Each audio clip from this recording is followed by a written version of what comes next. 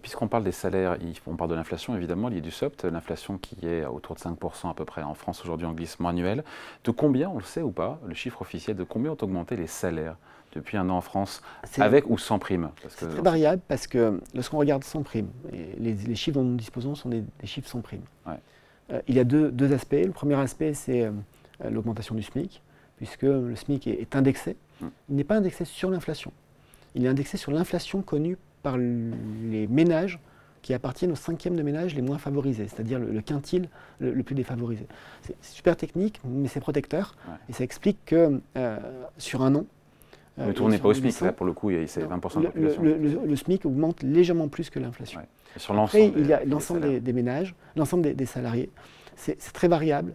Nous voyons que les salaires des catégories les plus proches du SMIC, ouvriers, employés, sont plutôt sur des augmentations autour de 5, 5,2.